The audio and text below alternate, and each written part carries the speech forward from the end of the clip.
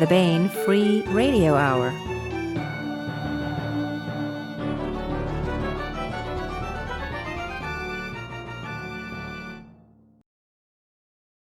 On the podcast, new research indicates the early universe tried on a revealing halter top, but realized this showed off the muffin top shape of reality and not very advantageously, so being in time eventually settled on a black number that is much more slimming, and that's why there's night. Plus, we continue the complete audiobook serialization of David Weber's Uncompromising Honor. All right now. Welcome to the Bane Free Radio Hour podcast. It's an honor to have you along. I'm Bane Senior Editor Tony Daniel. This time we talk to Peter J. Wacks and Eytan Kollin on their most excellent collaboration, Flintlock Fantasy Caller of Lightning, Benjamin Franklin in Arcane America. This is the third entry in the Arcane America series, and like the other two books, including Dragon Award-winning first book in the series, Uncharted, these books can be read in any order. Each is standalone and tons of fun. Caller of Lightning features Ben Franklin's discovery of a magical connection to the key he electrified in our timeline, and his coming into his own as a wizard of power, working for the best of causes. And we continue the complete audiobook serialization of David Weber's Honor Harrington series masterpiece, Uncompromising Honor. Now here's the news.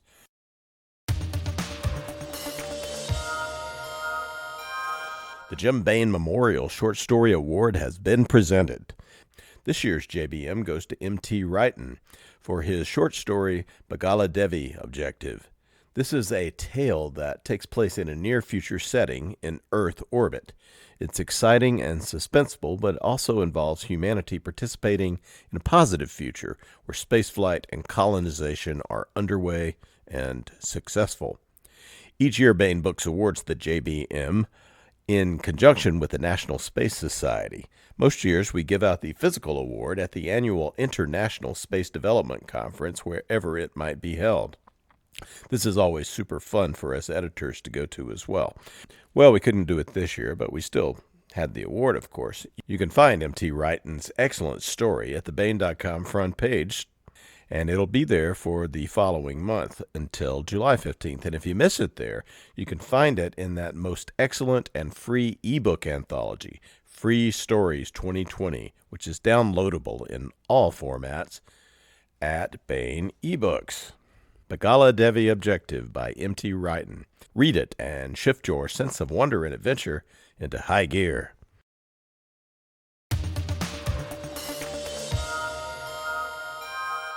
Want to welcome Eytan Kollin and Peter J. Wacks to the podcast. Hey, how's it going, guys? Hi, Tony. Good. Eytan is the author of the successful and award-winning unincorporated series. The first book in the series is The Unincorporated Man, which won the Prometheus, and two of the three other books in the series were nominated for that. Eytan has also published a book of short stories called Grim Tales of the Brothers Kollin. Peter J. Wacks is a cross-genre writer who has worked in various capacities across the creative fields in gaming, television, film, comics, and most recently, when not busy editing, he spends his time writing novels. Panelist, guest speaker, guest of honor at a lot of conventions and trade shows. He can be found practicing martial arts also when he's not writing, playing chess, drinking scotch or IPA. I don't like IPAs, but I'm glad someone does. Or fighting with swords. But I'm not going to fight you over this because I have a feeling you'd win, Peter. Out now. I don't practice as much as I should. Oh, okay. Well, you practice more than I do. Yeah, my sword fighting abilities have actually gone down quite a bit with age. It sucks how 4% reduction in your elbow and your wrist really translates into a huge loss of ability. Oh. Well, that would really suck if this were the Middle Ages.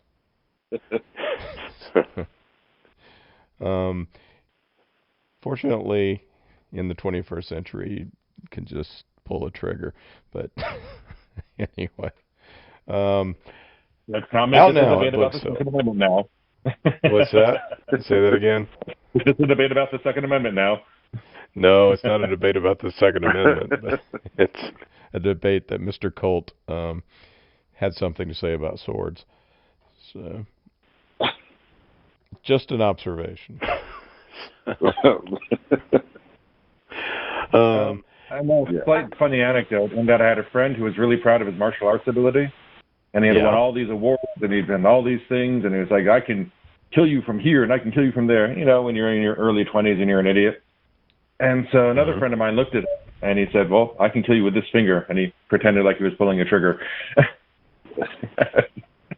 Kind of put that conversation quickly to bed. Yeah. Well, the segue to, because if you could do it with your mind, you could do it with magic. And we have a lot of magic in the book that's out right now, which is Caller of Lightning by Eytan Kollin and Peter J. Wacks, or vice versa, however. And this is, the subtitle of this is Benjamin Franklin and Arcane America. I guess maybe we can talk about the origin of you guys writing this book and writing it together, and what led to this, and then we can maybe start talking about the milieu and the characters and everything. Peter came to me with a brilliant idea of basically starting a world where magic came to colonial America, and America now had to deal with isolation from the rest of the world and having magic. And I pretty much instantly said, oh, go ahead. Yeah, no, go ahead, Eytan. Finish that up.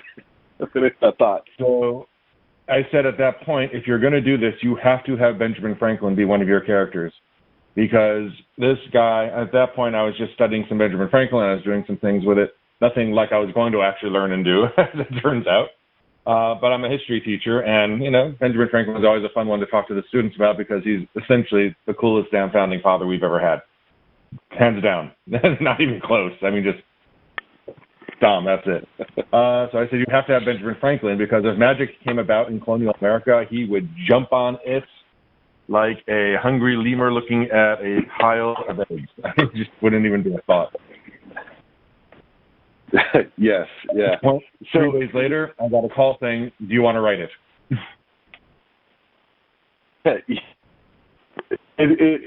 So there's all behind the scenes happened outside of Eytan's story. It's funny because last night I was cleaning up my mailbox and stuff, and I was actually looking for some of the old notes on the world and some of the magic notes from when I was trying to come up with the magic system, and I reread some of the original emails that Eric and I traded about the world. So it started with Eric Flint and I talking about something that we could write together, a world that we could create together, and I was actually leaning towards maybe like a comedy fantasy or something like that. He was like, well, what do you think about like historical, like revolutionary or pre-revolutionary fantasy? And I'm like magic? He's like, yeah, like high magic, like a sundered world or something. And it's like, wow, that's really fascinating. We went back and forth. And the original story I wanted to write was actually about James Oglethorpe and the founding of Georgia, not Franklin. But I called Eytan because he was teaching history. He was teaching constitutional history and the founding of America at the time. And so I just needed somebody to talk over as I was starting to research and learn because I knew nothing about it, the time period, anything, and I needed to make myself a scholar. And so then as we were talking, we brought Kevin in because I was working a lot with Kevin. He was mentoring me at the time. And it just kind of grew into the project that you see in front of you. And I ended up getting to write Ben Franklin with Eytan.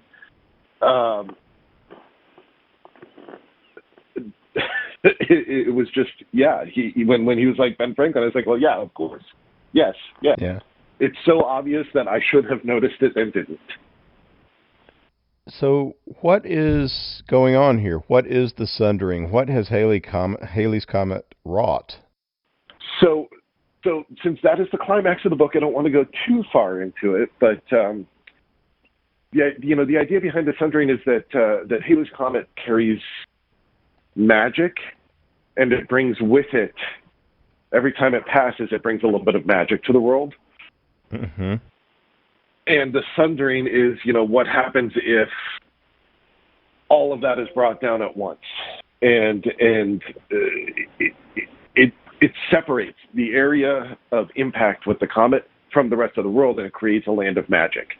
It turns North America into something more like Avalon, where you have to cross the mists to get into it. Yeah, and we've have two previous books in the series where it has happened. Yes, but this is a presaging. So, what's going on? What's going on in Ben Franklin's America? How we start with the kite experiment, and he's out with William. What happens with the kite and the key? Well, this is where Franklin first gets introduced to the concept, first understands there's something called magic, because he manages to save his son's life in a way that should have been physically impossible by all the laws of science. Simply shouldn't have happened, and that's Franklin's wake-up call as to there's something very odd going on. And being Benjamin Franklin, he doesn't leave it at that. Yeah, absolutely does not leave it at that. I guess the concept that built the beginning of the book is that every time the comet passes, it sheds, and we get little pieces of scrap that get in through the atmosphere, and these little pieces of metal that fall from the sky occasionally are actually from the tail of the comet. Or it's really horrible physics, but it's wonderfully delightful fantasy. And those pieces of scrap metal, they're imbued with magic, and Franklin doesn't realize it, but that key is forged from metal that has been smelted that included some of the magical metal from the comet. And so as the electricity hits him, comes down the kite, as what Eytan's talking about, all of this starts to happen. He basically unlocks magic and has no clue how to use it, no clue what to do with it. But he's got it. And so, in that takes time him... We have a leap in the story of about 17 years, right? About seven, yes. 1752 to 1759. And the bulk of the novel is essentially a secret history. Purpose of a secret history is, well, the difference would be aliens land during the John F. Kennedy administration and start integrating their technology with ours. That would be an alternate history, straight out. A secret history is aliens were the ones who actually assassinated John F. Kennedy, and we're going to tell you what really happened. So the bulk of this novel is actually a secret history. So every event that takes place that is public actually took place in actual history. Every meeting, every letter, everything that goes back and forth. For instance, if the Liberty Bell was unveiled at the Pennsylvania Assembly on this day, then this novel, the Liberty Bell, was unveiled. Now, all the stuff that goes on behind, good thing about history is there's a lot of stuff that isn't talked about, so you can put a lot of secret history in there. So this is basically the secret history of how magic was infiltrating the world and how Franklin was getting more and more involved with it as time goes on. And we get all these really cool depictions of people who are historical, right? Like the folks Franklin stayed with when he went to England. Is Stevenson. From the lowliest slave from the lowliest slave to the King of England, we've got a lot of historical figures in there. Yeah, every single named character is a real person, and we studied them and made sure they were where they were supposed to be, that they were from the pug to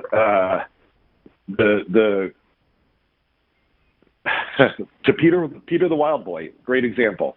We found cool little nuggets from the time of these characters to include, and it's rife with it because there's the Royal Society of the time, there's the Royal Court, it was a huge time. You know, the Pennsylvania Assembly was fighting during the 7 Years' War against the idea of having to use its money to arm troops and to commission troops, and they wanted to spend money on treaties instead, treaties to the West. And there was back and forth, and kind of that concept, along with the fact that the proprietor, the Penn family,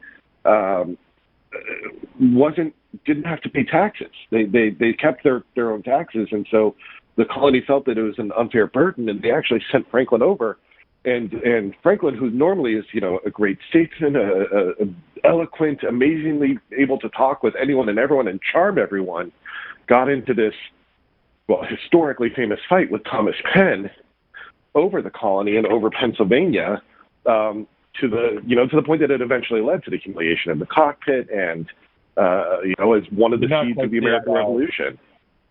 Yeah, and so we really focused in on that fight with Penn and those characters, because it was such a natural fit with the time leading into the arrival of Halley's Comet in 1759.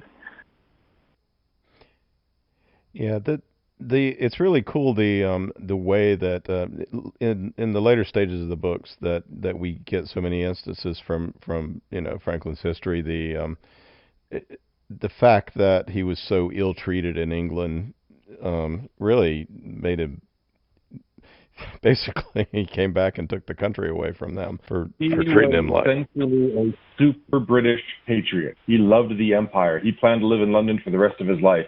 He thought of himself as an imperial, not a colonial. And then the British just treated him so badly that he was like crying.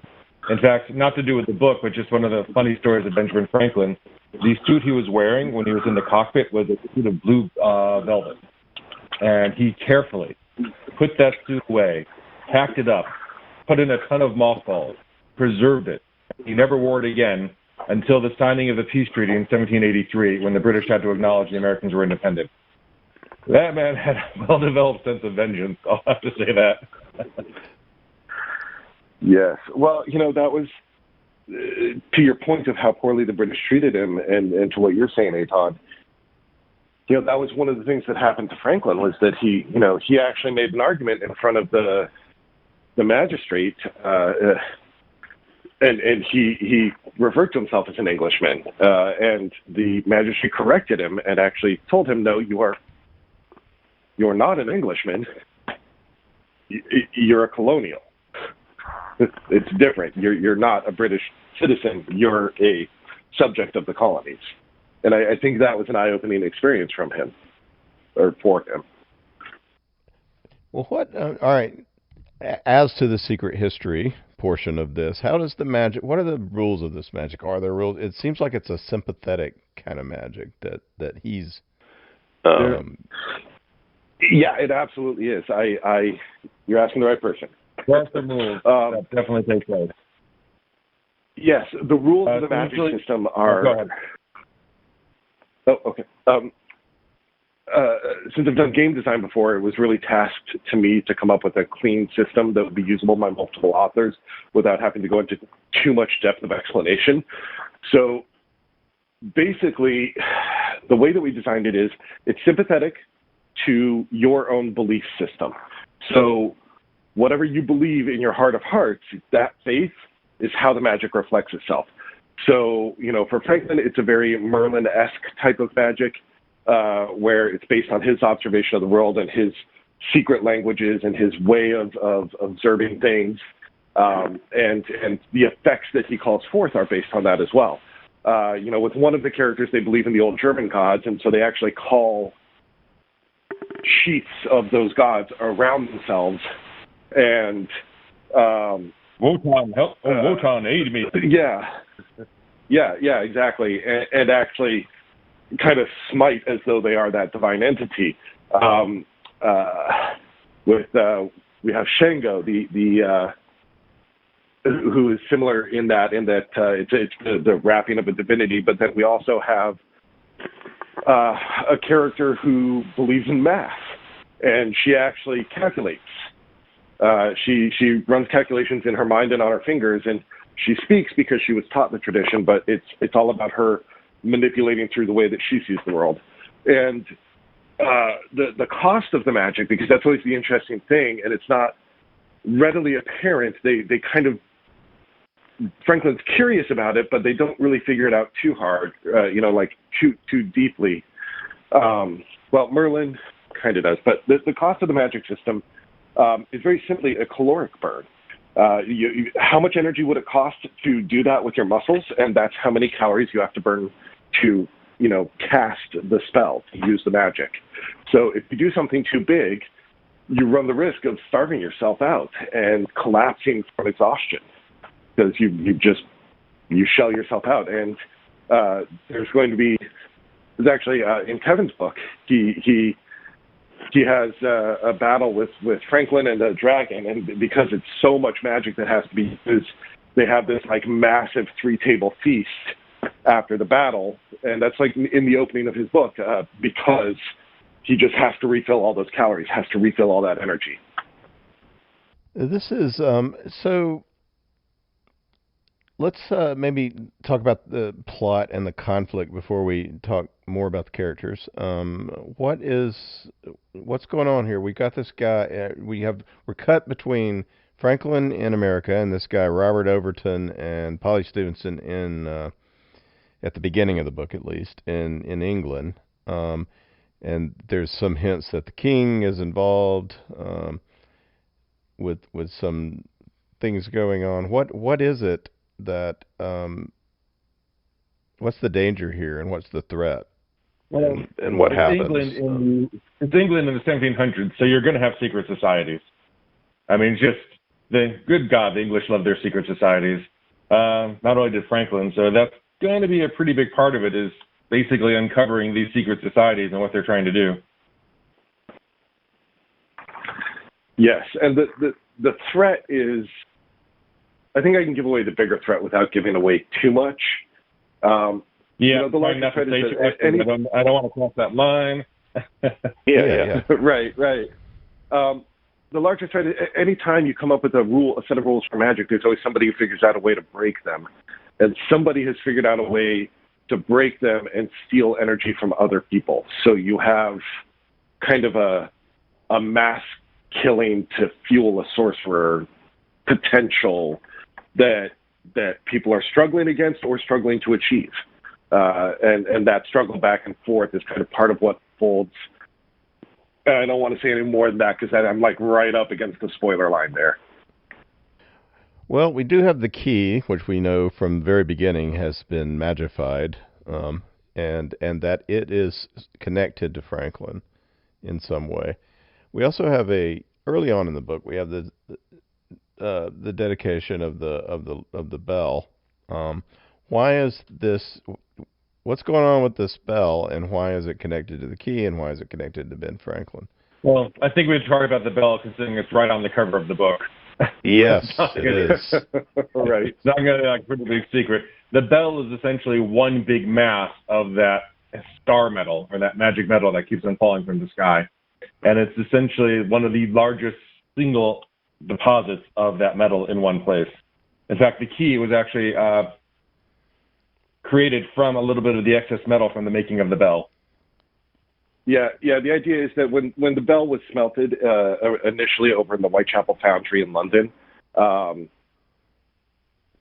metal was used in the somehow it made its way into the foundry, and so in the batch of metal that created the Liberty Bell, that key came from the same batch, the same smelting, as a little bit of a joke for an architect in Philly. And a friend of Franklin's who actually helped him with his electricity experiments. It all fits together really nicely. So as a joke, the foundry sent him a key batch out of that same batch, and so all of that metal is connected. So let's talk about Ben Franklin a little bit. I like the way you guys portray him, which is he's not like overwhelming genius to the point where he has no weaknesses. He's got some vanities. He's got some worries. we're in his consciousness a lot. How was that to try to write, one of the great minds of all time, as a character? Well, first of all, he was a character, both figuratively and literally. Franklin is one of the greatest characters in human history. He's a guy that literally started off, technically he should have been pretty much almost nothing. He was the last child born in a family of like 13. His father was an immigrant from America. He was definitely what you would call, at best, lower middle class, but really he came from a working class family. Nothing much was expected from him because, by the time all the other sons were there. And yet this man literally transformed the world. He created the idea of the modern American in the truest sense, that anybody could make it, anybody could go to any length or any levels as far as their abilities. And he was just so startlingly brilliant as a historical figure. I mean, we tend to think of him as, that kindly face who was at the Declaration of Independence and at the Constitutional Convention, and he did that little electricity thing, and he was this big printer, that we tend to forget that he was probably the third greatest scientist produced in the 1700s. Just in his own right. The guy was startlingly brilliant. And he had some startling flaws. He wasn't the greatest family man in the world, if we're going to be very honest about it. And he did have his vanities, and as long as you went ahead and spoke to his vanities, as long as you catered to his vanities, he was pretty much yours. But he was also a pretty vengeful man. That part we didn't quite put in there, but the vanities were put in there, and the faults were kind of put in there. He enjoyed his creature. I tried to hint at the vengeance. I tried to hint at the vengeance in the chess games when he was talking about the chess games and with William. That's true. Yeah. To jump a little more, I actually had a process followed that came to Franklin and figuring this out and figuring out my side of writing him. I went all in. I read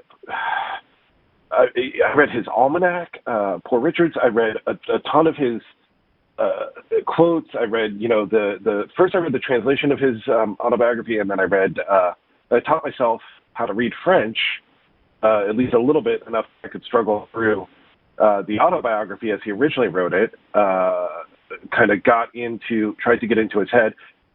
For me, the biggest thing was figuring out where what he wrote didn't match how he acted, because in hypocrisy, we all know truths that we don't follow because it's hard to not have a beer at night. It's hard to you don't live as a paragon, and he wasn't a paragon. So figuring out the things that he had figured out, the wisdoms that he had figured out, and where he didn't follow them, I felt that I could find some of his flaws and some of his secret little guilts. And if you can find the little guilts, then you can find the things that make someone real, the things that you start to see who they were instead of who history thought they were. And so I just niggled at all those little details, chomped on them and wiggled and tried to find those little cracks. And yeah, it was an insane amount of reading, an insane amount of thinking, and trying to get myself into that headspace. It's also the headspace of the time period that he was in.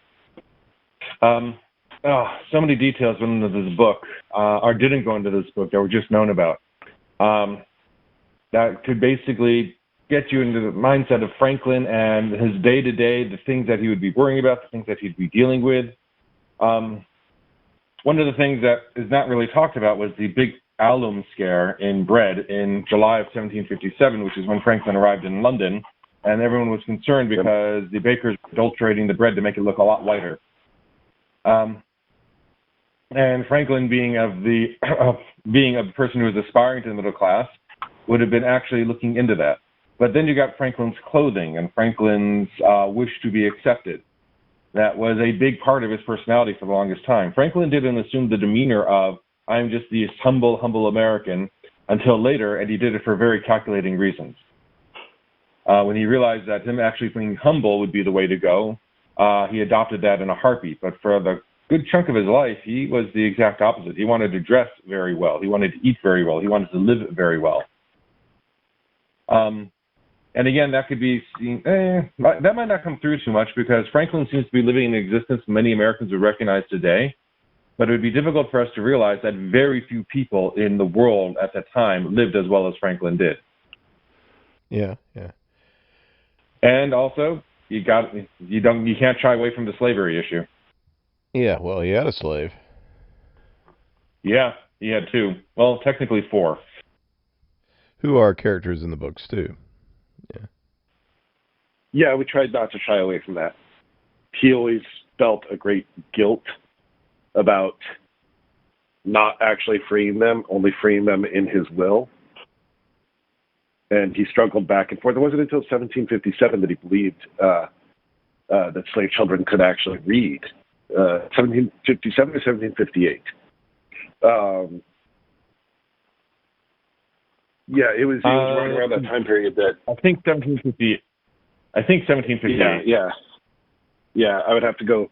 I have it in a notebook somewhere. I have hundreds of pages of notes for myself on him. But yeah, it was very endemic society at the time that they believed that the children from Africa and the slaves, that they couldn't learn to be actually educated, and that it was pointless. And it was in that time that the first school started to pop up, and a friend of his showed him a school, and it showed all of these slave kids acting just like the white kids, and it was an eye opener for him, and it was a kind of a game changing moment towards him becoming an abolitionist in his later life. Yeah. Well, let's talk about some of the other characters, those that are both arrayed against him and some allies. What about we don't want to give plot away, but we can talk about some of the characters. We've got Benjamin Loxley and Jane Loxley, who's got nefarious things going on. Gaspardini, the Pens. Talk about some of these characters, how you made them into magical sorts based on the historical personages, maybe.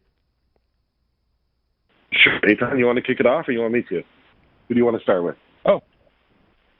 Well, the interesting is the one character who was really not a historical character, even though various names were historically done, was Mirrodin, which is one of the more interesting characters because you don't quite know, is he enemy, is he friend, what is his goals, what is he trying to do, and a lot of people seem to be circling around him. In terms of opponents, obviously there's Thomas Penn, who at first seems to be the main opponent, the one that Franklin's really got to be dealing with, the one who's really pulling all the strings. But is he really the main opponent? Is he really the one who's actually pushing all of these things? Well, it's a pretty cool revelation when you find out what's going on there. I do not want to give away. I'm very walking up to that line. I'm not going to walk over it. Yeah. But Thomas Penn makes such a delicious bad guy because honestly, he was he was like that. This was a guy who was like all my privileges, and everything that was so cool about his dad seems to have been completely thrown away in the sun. It's almost like they skipped a generation. Because I think Thomas Penn would have had so much more in common with his grandfather, the Admiral, than with his actual son. And it almost makes you wonder, where the hell did William Penn come from? Because William Penn was generous, he was open, he wanted the best for everybody, and Thomas Penn basically turned into this, I want to be an aristocrat too. And screw all these poor people, and and it's just like, wow. Yeah, I think one of the big things was each of these people required a deep amount of research because the magic is designed around cultural and personal beliefs. So, it's easy if a bunch of people are part of a congregation and believe exactly the same set of values. It's really difficult when you start plucking out independent people, free thinkers from the time period, innovators, because every one of them feels something different. And the magic system, it's so tied to how magic represents is so tied to personality that we had to try our best to get to know each of these people, and sometimes off of very, very little. You mentioned Benjamin and Jane Loxley, so I'm going to go into Ben Loxley because that was just amazing. Figuring out who he was and how he and Jane came to be. So Ben Loxley was an architect, a very cunning artificer, and he was Franklin's friend, and he would actually build a lot of the tools for Franklin for his experiments. And there's not a lot about him other than you can see a couple of the houses he designed and get some of the feel for his personality. And he designed this house that has a very rare feature, a balcony on the second level that extends beyond the house, but is part of the house. And I was looking at the stanchions on the balcony. I was looking at these beautiful, beautiful supports on it. And I was like, those don't look normal. So I started digging into the history of the house, and I started having to go to various places that had historical records. And I started digging through receipts. And in following receipts, I ended up in the shipyards, and I started following ships. And I discovered that he had purchased the scroll work off of a frigate that had been refitted to be from like a 30 gun to a 50 gun frigate or something like that. I don't remember now, but I'm sitting there chasing, and I find this ladle, this receipt from the 1700s. 50 gun frigates are much closer to basically almost a ship of a line at that point. Right. Yeah, like I said, I don't remember the exact refit, but it was the HMS Adventure, Her Majesty's ship. It was the Adventure, and I'm like, oh my God, it's like somebody wanted us to write this detail into, this house has to be there, and he went and he found the scroll work from the Adventure and put it on his house. Like, okay, I'm starting to get a feel for this guy actually having a little sense of whimsy, even though he was this like really meticulous. It started to build itself out, and just going through it, digging and the oddest places revealed the coolest secrets sometimes. Sorry, I geek out over details. Yeah, was apparently so. I had an affinity for Franklin's love of chess. I've always loved chess. I just find it to be a fun little game. When I was teaching, I used it as a way of dragging kids out of their world and I formed some chess clubs. So the fact that Franklin was such an aficionado of the game was an easy write-in. He would actually use chess games to try to unofficially do his diplomacy. When he was trying to prevent the American Revolution, he actually played chess games with the sister of the Howe brothers, who were both the admiral and the general who helped start off the American Revolution on the British side. But he was actually trying to negotiate and prevent this from happening. So he went in and so he was playing chess with the sister. Meanwhile, of course, while they were playing chess, they were trying to figure out how to, keep the British from starting the American Revolution. Yeah, forgive me, but that's my point of view. But it was just the way that he interspersed into all aspects of his existence. It's just one of those other little details that Yeah. What about his relationship with his son, which is quite a story, and you guys develop it somewhat in Collar of Lightning. Yeah, he loved his son, but at the end, ooh boy, it's just in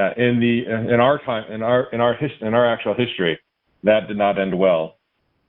Franklin, he loved his son and he wanted his son to have the best of everything, but you could also tell even in the story that Franklin really wanted his son to follow Franklin's path and follow Franklin's direction and live out the life that Franklin had directed for him. And William was a lot like his dad. He didn't like someone telling him what to do. And it's kind of ironic because Franklin, when someone told him what to do and tried to control him, Franklin simply ran away and said, screw this. And William, there was ironically enough, the thing that kind of bugged Franklin the most about his son is the thing that he had the most in himself. But William is not the nicest guy in this particular story. He does not come off well. And sadly, that's kind of a case of the Tory. Yeah, he became a Tory. He ended up exiled. He never set foot back in the Americas after the Revolution. But it actually started in that 1750s trip. You can actually, if you go to founders.org and you look at the Franklin papers, there's dozens of hours of reading there because he's such a prolific corresponder. But you can see it you see the tone between William and Benjamin between in the 1757 through 1760 roughly. You see the tone starting to turn fierce.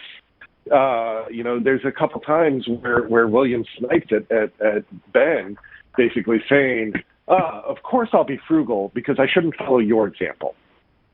Like little things like that, like just sniping his dad, like, oh, you want to cut me off? You think I'm spending too much? Because you don't? You see the tension mounting between them, and we really wanted to reflect that in the book. And show not only where the direction of the relationship was going to end, but we had to press it just a little bit because we had less time to play with. Yeah. Well, what Franklin, else? Go ahead. Yeah. Go ahead.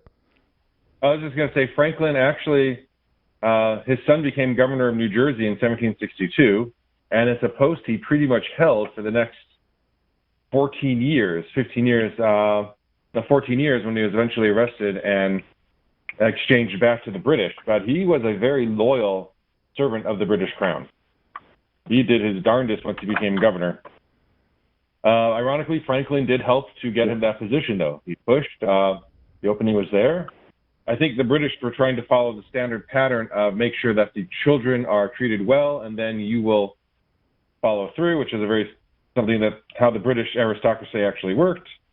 And I'm sure William was kind of annoyed at his father at that point because, well, they kept their end of the deal. Why are you not being loyal to the British system now? That sort of thing. What else can we say about the book that we haven't brought up yet that might be without, spoilers? The sheer history of it that goes far back into the Middle Ages, all these little details, all these little things that they're desperately trying to find, and there's so rich detail in terms of the ancient languages that are being spoken, all the things, and trying to unravel all these separate mysteries, and that sense of tick-tock time. Like they know time's running out. They know something's about to happen. They've got to move faster. They've got to figure this out. So many things are arrayed against them. It almost at times seems like it's paced more along the lines of like a modern spy novel, where there's a nuclear bomb about to go off, as much as a magical fantasy novel with our alternate historical fantasy novel. Yes, there is definitely a ticking clock in the book. That's funny because that's true. The inciting incident isn't covered in the book, but it actually happens in 1066 at the Battle of Hastings. Eytan and I sat down and figured out kind of the origin story for one piece of one of the side things that's impacting things.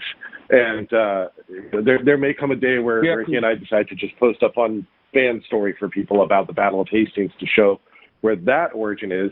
So when he's talking about some of the old languages, I actually did go study like Old High English in order to be able to find the correct words and conjugations for the spells that are cast in the book. So the runic is correct and accurate, the Norse, the Old English, the everything. I try to treat language with a great respect when I go off to do my research on it. And one other thing that I want to add out there is that we actually wrote short stories. We actually wrote short story segments that are effectively short stories that would explain various things of the past, and then had to painfully, in some cases, remove them because they just didn't fit the narrative and the pacing that we needed. But there was that level of trying to figure this out and put this thing in there. Maybe we should release one of those short stories along with the one that you put out there. We hundreds of thousands of words that have been discarded. Yeah. We do want to mention which is that always painful on the when you're Bain writing something site. like this. On the Bain site, and in the Free Stories 2020 ebook anthology is a great it's a great companion story that's a lot of fun, told from the point of view of it's Franklin's daughter, right? Yes. Sally. Sarah Yeah. Franklin. Yeah. What's the name of that story again? I'm Chasing blanking. Your Tail. Chasing Your Tail. Yeah. So you can check that out, and maybe there'll be more.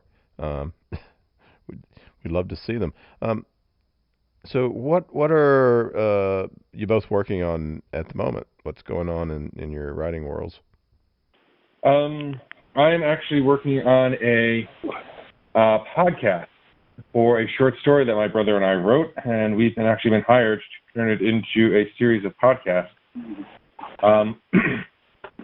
Can't tell you which one it is, as I do not have the right to actually do that, but I find I'm doing that quite a bit. And it was actually nice to take an old short story that we haven't worked on and turn it into something that might actually be heard by many people.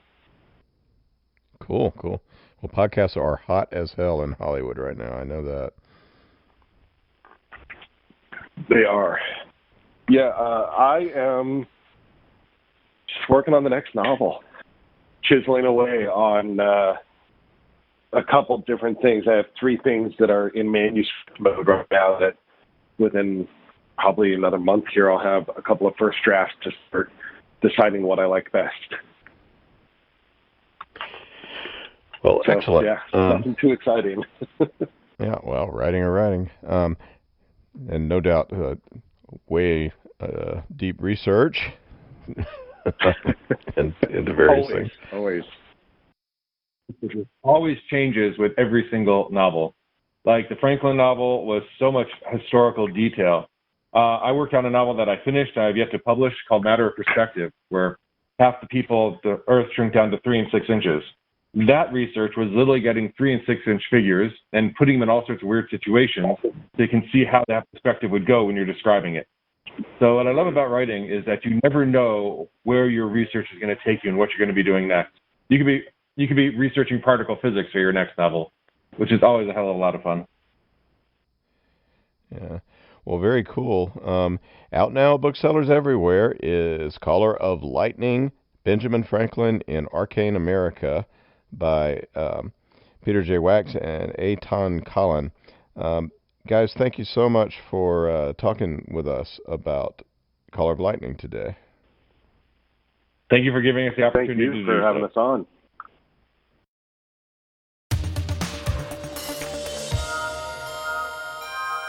Here is another entry in David Weber's Honor Harrington series masterpiece, Uncompromising Honor. Honor keeps her promise. The Solarian League. For hundreds of years they have borne the banner of human civilization, but the bureaucratic mandarins who rule today's League are corrupt and looking for scapegoats. They've decided the upstart Star Kingdom of Manticore must be annihilated. Uncompromising courage. Honor Harrington has worn the Star Kingdom's uniform for half a century. Very few know war the way Honor Harrington does. So far, hers has been a voice of caution.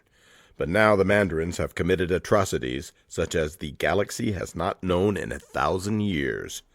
They have finally killed too many of the people Honor Harrington loves. Uncompromising vengeance.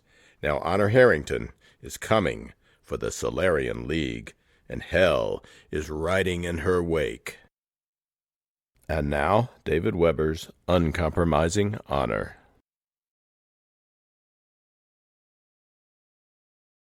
HMS Klaus Fleming, Prime Terminus, Prime Ajay Hyperbridge.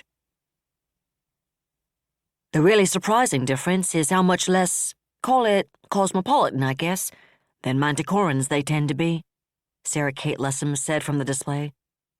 I have to say that's not something I would have expected, and it took me a while to figure it out, but it finally came to me. She shook her head. They're Solarians, and Solarians automatically know everything they need to know about the Neobobs inhabiting the outer dark beyond the League's borders. So why bother to look for more data? Far less open their minds to new opinions. And to be fair, Even some of them who've spent their entire careers in the Navy haven't seen anywhere near as many foreign star systems as our Navy personnel, much less our merchant spacers. For that matter, we see a lot more visitors from other star systems right here in Manticore than most Solarians ever see. So I suppose I can understand, in a way, that they never get exposed to anyone from outside their bubble. But that doesn't make it one bit less scary. If the people in the Solarian Navy are unsophisticated enough, let's say, to never even question the nonsense the Mandarins are spewing, how's the Solarian woman in the street supposed to realize it's all lies? Now that, Commodore Sir Martin Lessem reflected, pausing the letter for just a moment to refill his coffee cup, is an excellent summation of the problem, sweetheart. He smiled. I always knew you were a sharp one, despite the fact that you decided to marry me. Too bad I don't have any better clue about the answer to your question than anyone else seems to have at the moment. He sipped coffee, gazing wistfully at his wife's frozen image. At the moment, he and Cruiser Squadron 912 were 387.7 light-years and 45 days hypertravel from the Manticore system, and it was going to be a while before he got the chance to hold her again. Fortunately, letters were another matter, for the moment at least. Despite the Prime System's distance from Manticore, it was only 29 days hypertravel from Beowulf. As interstellar travel times went, that wasn't especially bad. It wasn't anything he'd call good, but he'd had to put up with far worse. Of course, that hadn't been in the middle of a war against the largest star nation in human history. That put a rather different slant on things, and had quite a lot to do with how Cruron 912 came to be floating in interstellar dimness just over 7 light-hours from the Prime System's geo-primary. His squadron's only company was a single platform keeping station on the Prime terminus of the Prima J hyperbridge. That platform, the home of Prime traffic control, was on the small side. Then again, the Prima J bridge wasn't very impressive compared to the massive Manticoran wormhole junction, and saw perhaps 5% of the junction's traffic. The Prime System, however, was also only 21.5 LY and less than 3 days from the Agata system and the Agata-Stein hyperbridge. That made this unprepossessing, thoroughly depressing volume of nothingness far more valuable than first impressions or simple economics might have suggested, given Laocoon II's strategy of seizing control of as many wormholes as possible. Cruron 912's job was to see to it that the Prime Terminus stayed seized, particularly since Vice Admiral Correa had taken the rest of the task force off to Agata en route to Stein. It would be inconvenient if he returned to Prime and found he had to return to Manticore through Hyper. That was a point worth keeping in mind, since eventually even the Solarian League Navy was bound to start trying to do something about Laocoon's consequences. Lessem grimaced at the thought and scolded himself for it.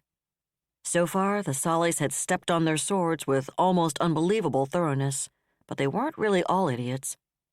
It was obvious the SLN's peaceful ossification had gone deeper than anyone in ONI had been prepared to suggest in his wildest dreams, but there were plenty of perfectly good Solarian brains. The Darwinian consequences of the SLN's obsolescent weapons and less-than-ideal operational thinking were bound to push some of those good brains to the forefront far more rapidly than Lessem's more optimistic, and in his opinion chauvinistic, colleagues thought possible. They damned well ought to know better than that, but it wasn't really fair for him to fault them too severely for it. He found himself doing it too often for him to be casting any stones, witness the even of his own thoughts. The good news, as his letter from Sarah Kate re-emphasized, was that those good brains had to start digging at the bottom of an awful deep hole. What had happened 39 days ago made that painfully clear. He couldn't imagine why Massimo Filaretta had been stupid enough to open fire when Duchess Harrington had so conclusively demonstrated the hopelessness of 11th Fleet's position. But what had happened to his ships was a clear example of that Darwinian process in action. And given her position at Bassingford, Sarah Kate was better placed than most to see the human cost. He sipped more coffee and touched the play button again.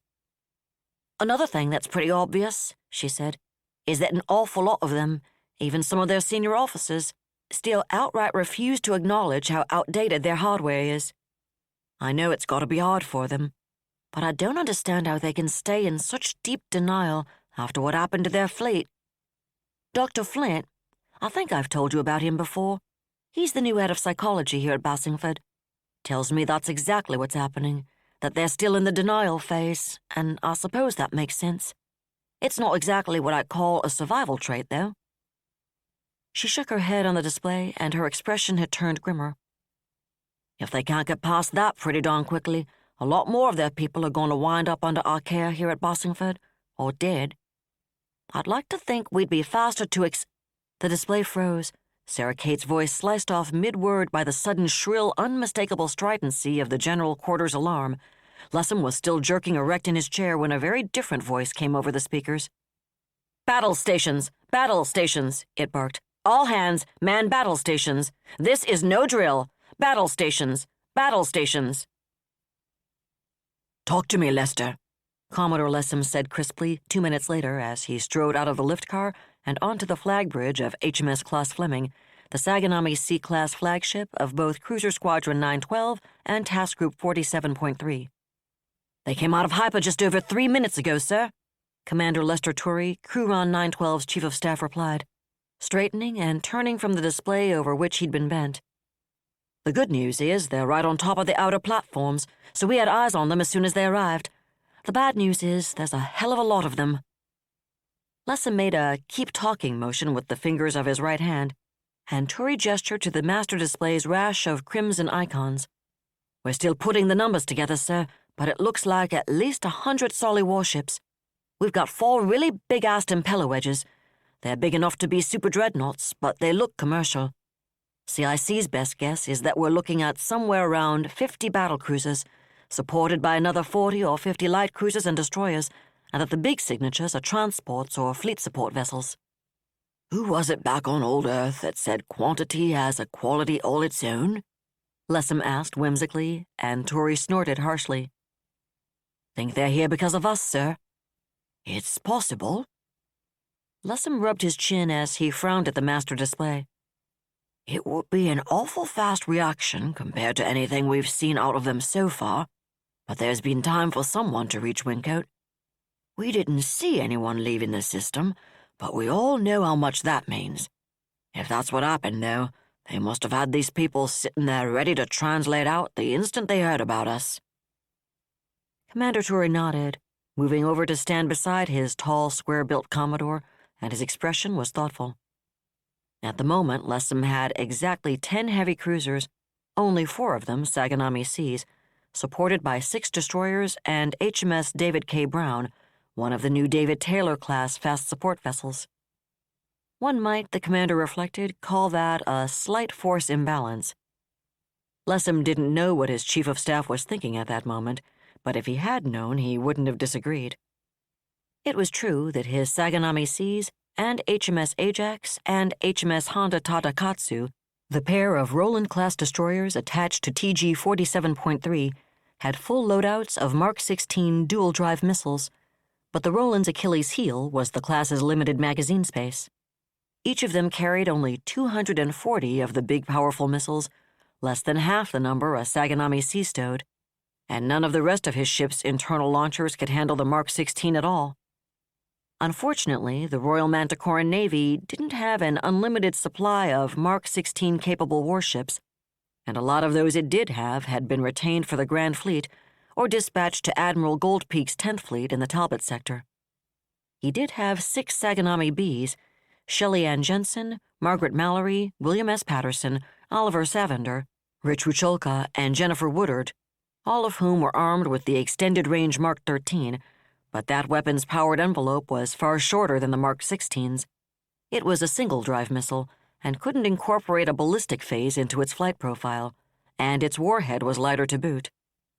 "Which may be something of a moot point," he reflected as the red icons of the Solarian Task Force began accelerating towards the wormhole at a sedate 375 G.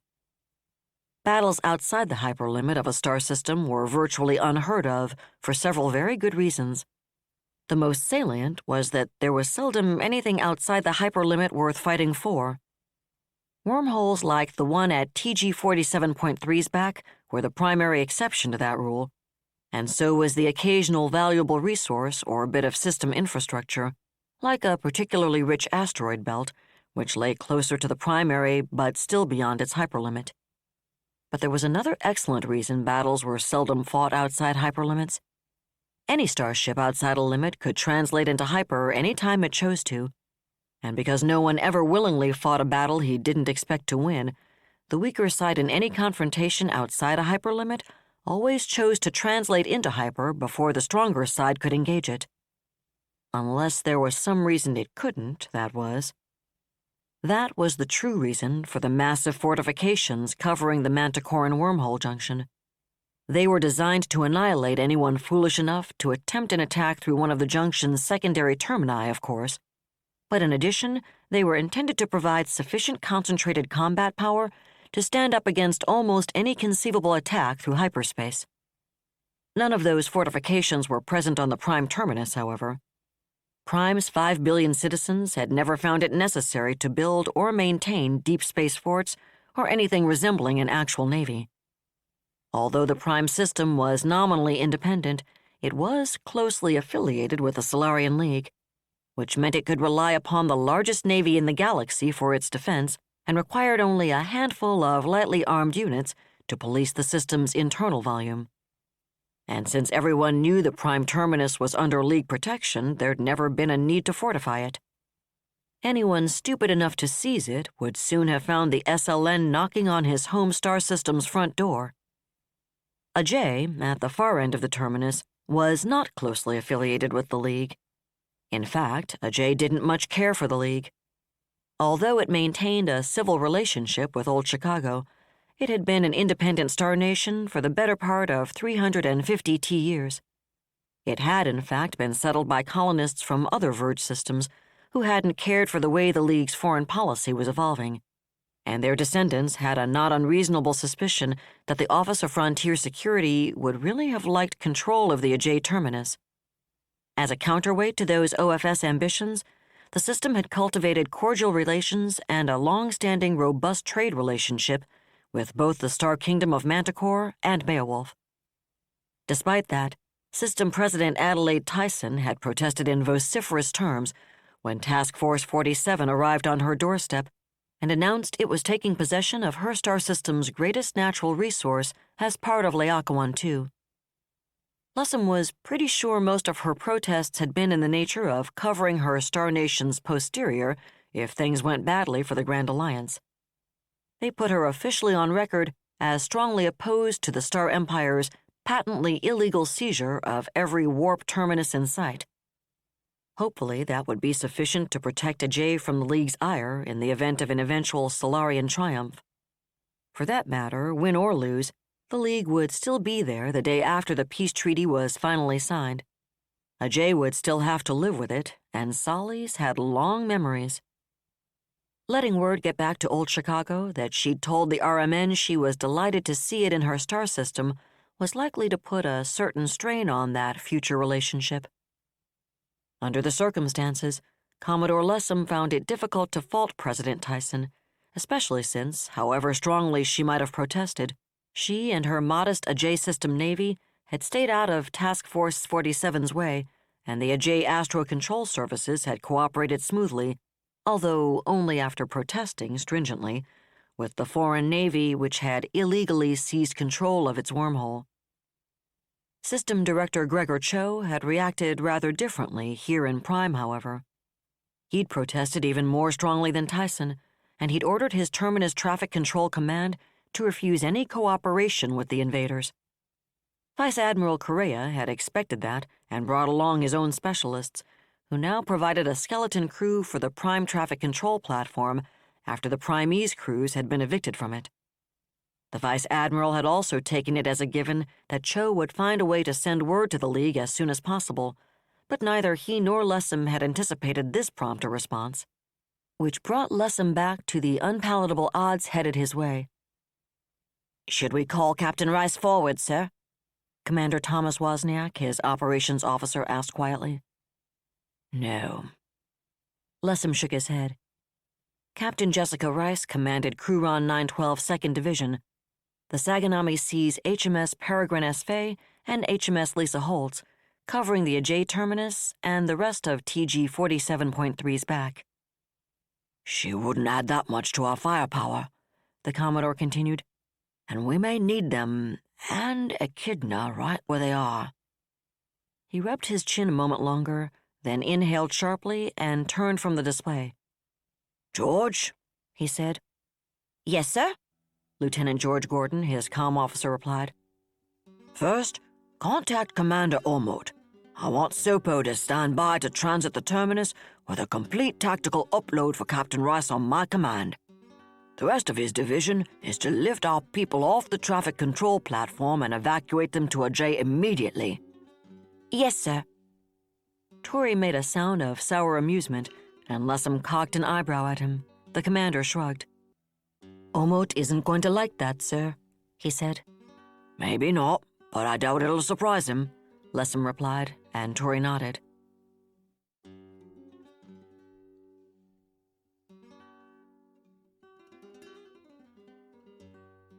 That was another entry in the complete serialization of Uncompromising Honor by David Weber. And that's it for the podcast. Thanks to Audible.com. Thanks for editing help from Bain intern Christopher Labaza. And thanks to podcast theme composer Ruth Judkowitz. And a load of magical catnip that not only makes cats go nutso, but also uplifts them to genius level and provides them with thumbs. Fortunately, they can still be controlled with a laser pointer, so humanity and couch-ins are not entirely doomed. Plus, thanks, praise, and gratitude to Peter J. Wacks and Eytan Kollin, authors of Caller of Lightning, Benjamin Franklin, and Arcane America. Please join us next time here at the hammering heart of science fiction and fantasy. And keep reaching for the stars.